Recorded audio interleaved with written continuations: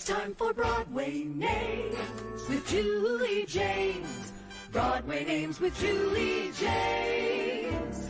Where Patty and Mandy and Phoebe and Sheeta talk Roxy and Velma and Shay and Davida. Witches and newsies and Mormons and spiders. Start out as strangers and end up confiders. That's Broadway Names. Hi, I'm Patty LuPone. Broadway Names with Julie James. Julie James. Hey, I'm Raul Esparza. It's Hugh Jackman. Oh my gosh, Julie, I'm telling you everything. I love it. Yeah. It's Broadway Names with Julie James in the studio at Sirius XM on Broadway, and I am delighted to be welcoming to Broadway in his debut. Any minute now, it's Tom Hiddleston. Welcome. Oh, thank you so much. I'm honored to be here. Oh, it is. Yeah. I mean, there's nothing like a Broadway debut, even for a veteran actor like yourself. Yeah, I'm imagining. No, tell us. It feels like a dream. Yeah, I've always. You can't help but just cast your mind back to being a child and dreaming of being an actor, and people talk about Broadway and the tradition here and the community and the standard and the quality of the work, and it has not come into my life before this moment, so it's very, very exciting. Well, I'm excited for people who might be listening right now who are big Marvel fans, big Avengers fans, to learn. They may not know that you are actually a long-time stage actor. And yes, that's where I started. Ultimately, I trained as a stage actor. I spent the first 4 or 5 years of my career in the theatre. Well, you know, the film staff has been amazing and one of the great surprises of my life, and I've loved it. But I never expected it. Strangely enough, I think some of my theatrical experiences have really carried me through those film experiences. I bet. So yeah, theatre's in my bones. It's in my blood. I think it was the thing that really turned me on to acting in the first place. And I believe in it. I just believe in the theatre. I think it's a extraordinary, powerful form. And do you remember when it kind of came and called to you, the siren call of the theater? Was there a crystalline moment that happened? There were a couple of years in my teens. I don't know if I could crystallize it with one experience, but I was in a school play production when I was about 13 of Guys and Dolls, and I don't think I've ever had more fun. Before or since. What role? Oh, I was in the ensemble. You were in the ensemble. You know, it was the 18-year-olds were playing the men. Okay. I was a baby boy, and I was just happily dancing in Havana. Yeah. And doing the crapshoot dance and all that. But I went to the National Theatre in London a lot at that time, and I saw a lot of different things. I saw some, more traditional family shows, I suppose, but I saw some quite grown-up things. And I remember one particular production directed by Richard Eyre of John Gabriel Borkman, the Ibsen play with Paul Scofield, who was one of the last great stage actors of that generation, the Olivier Gielgud Richardson generation. And Vanessa Redgrave playing his wife, and Eileen Atkins playing the sister. And I never forget the experience of walking into the auditorium, not really understanding as a 14-year-old boy the rituals of people saying hello and the kind of the collisions of perfume that sometimes happen in a theatrical foyer.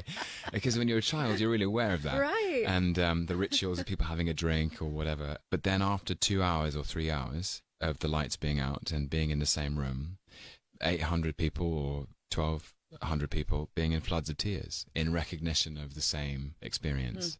And that I kind of really clocked that this was a powerful way of bringing people together, that actually in an audience people arrive as individuals and they leave as a group with a shared understanding of something new or something they've always known. And I still believe in that. Woo, that is powerful.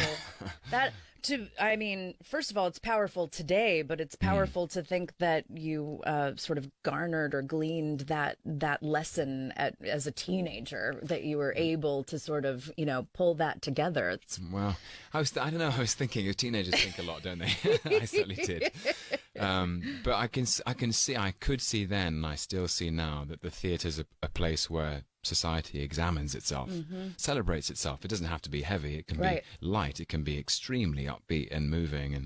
And but it's a place where we kind of reflect each other. So true. To ourselves, so we investigate things. Yeah.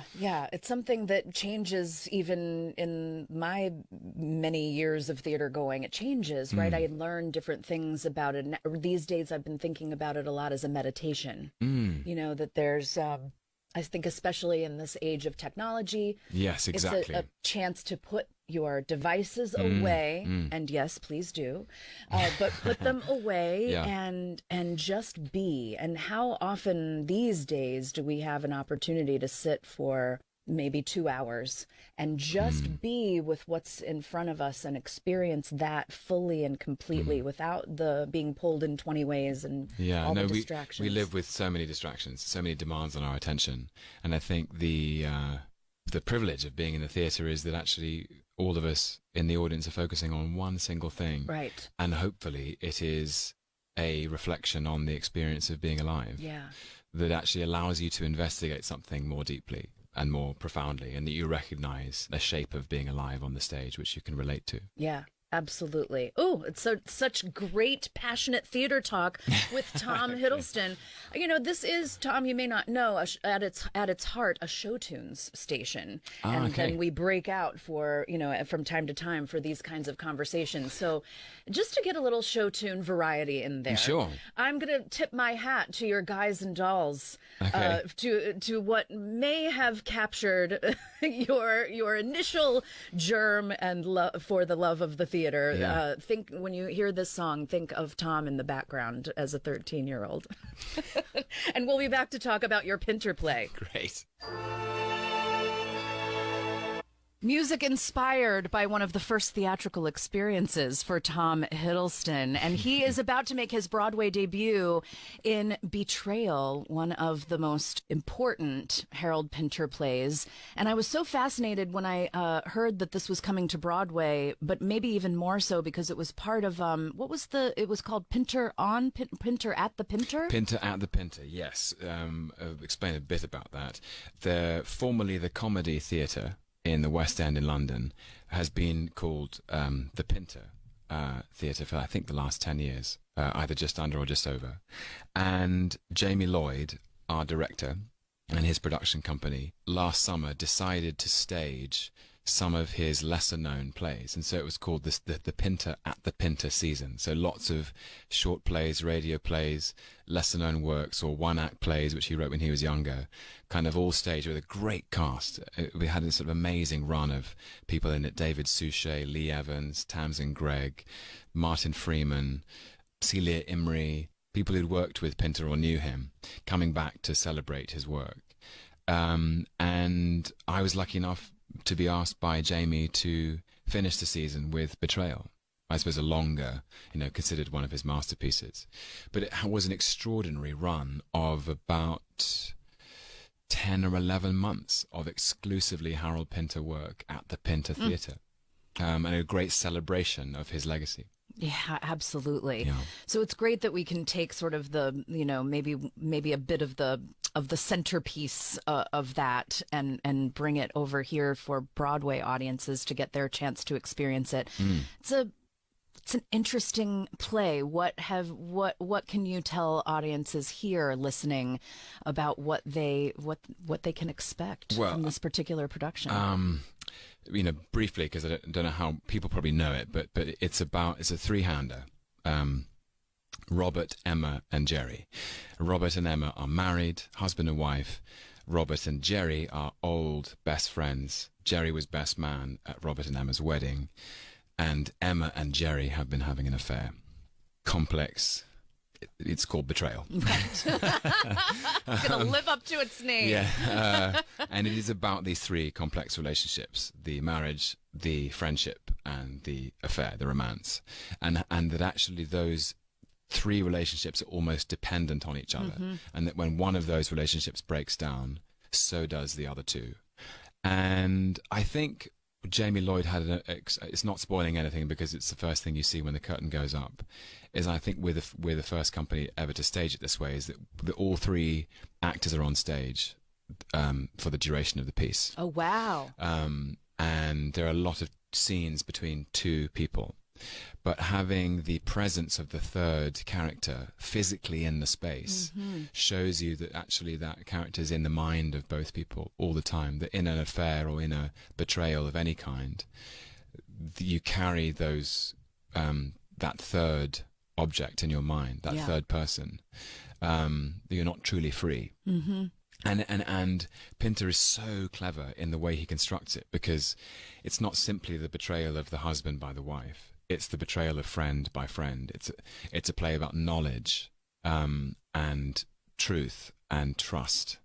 And if you know the truth, you may hold more power, especially if you withhold the truth.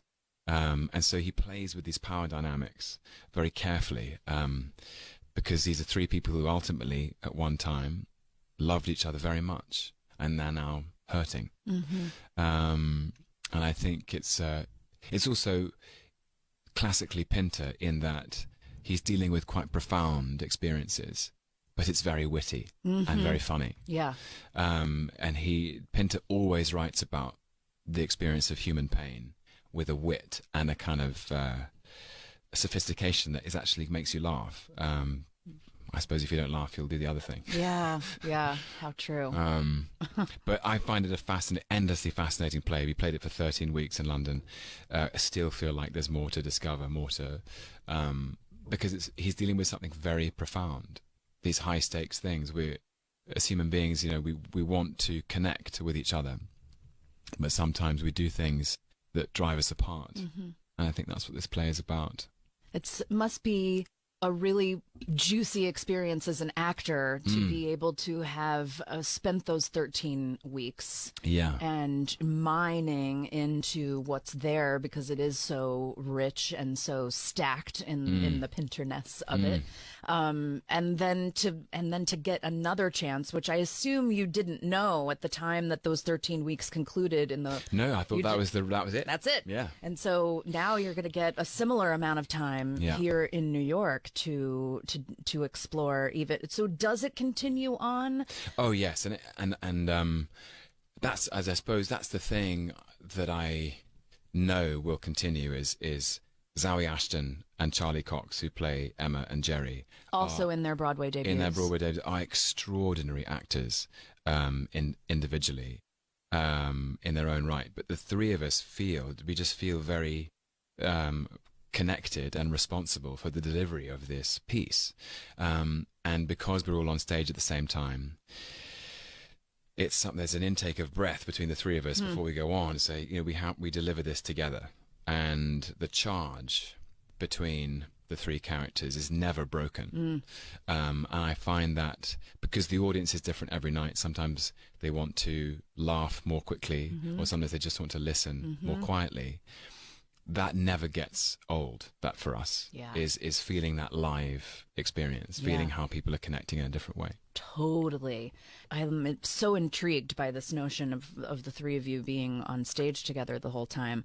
Is there a connection point that you make, like every night before the show, like before the show begins, behind the curtain? Is there a pre-show ritual of any kind to kind of... Yes, we're all there. I don't know. We do have a moment of just being together and connecting into it, and it's an extraordinary 90 minutes of this material is quite intense. But I think that's part of that's part of the play's power. Yeah, it's a very rigorous, intense look at these moments when the most intimate relationships of our lives break apart, and how that can be shattering and have repercussions further down the line. And we know that it's our responsibility to deliver that. Yeah. Wow. This is a lot to think about. I'm going to give us yet another show tune opportunity. I'm enjoying this little grab bag that I'm creating.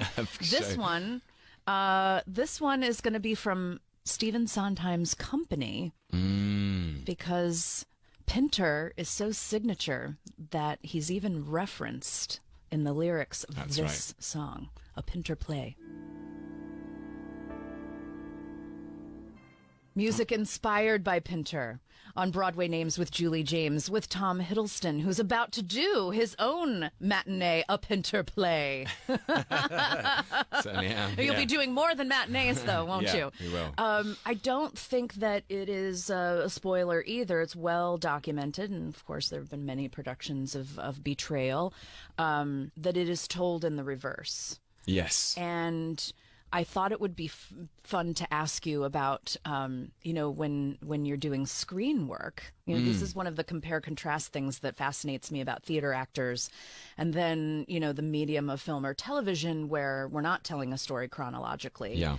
And what that does to an actor and what tools in their kit they're using for doing that, for not telling a story in its chronology. Then in theater, we're used to an evening where we hear, the actor and the audience are both getting a story in its completion from beginning, middle, and end. But then here's a different twist for Betrayal, which is that you are telling a story in order, but there's a twist. There's the reverse. So what does that do for you as an actor? Is it an interesting device to tell a story? It's fascinating. Because you can lead the audience through it, and then you find that they get ahead of you, or they get ahead of the character. And Pinter is so generous because he lets the audience in on the knowledge before some of the characters are. And so actually he lays it all out in the first two scenes. He says, so this is what's happened, and this is what you're going to now watch people discover live.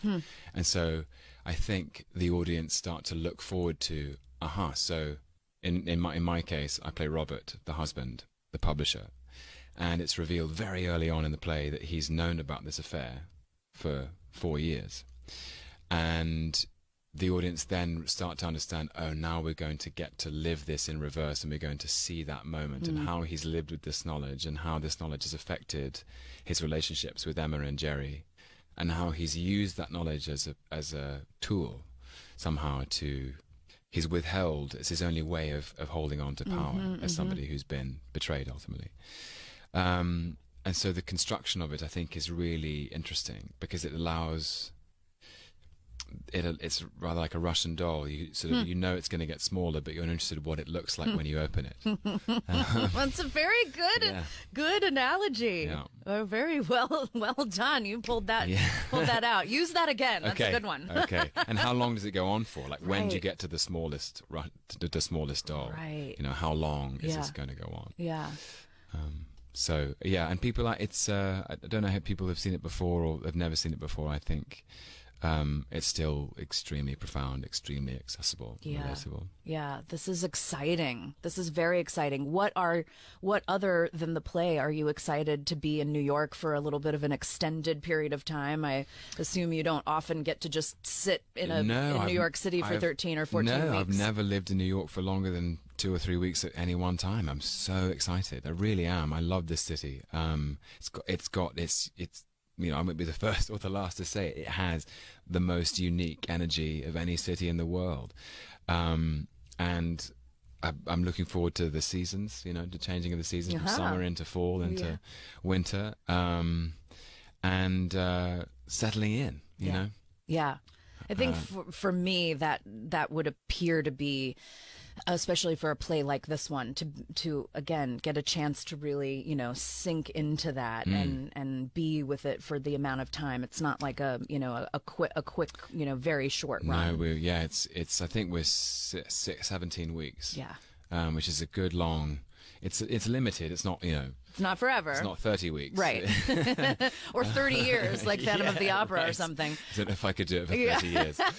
And hopefully you get a chance to see some other theater while which is tough to do when you're on your own performance schedule, but there are ways of finagling. Maybe other shows do different matinee days or something, but I know the community of Broadway is world renowned, and just to be to have been invited into that community feels like a huge honor. Yeah. So I'm really excited. I know that the community community is thrilled to be having you, and it's going to be an exciting time. And it's sneaking up on us. Previews begin August 14th. That's right. And so you really will have sort of a summer of fall and beginning of winter on Broadway. So that's exciting. Yeah, it is. It's very It is, exciting. yeah.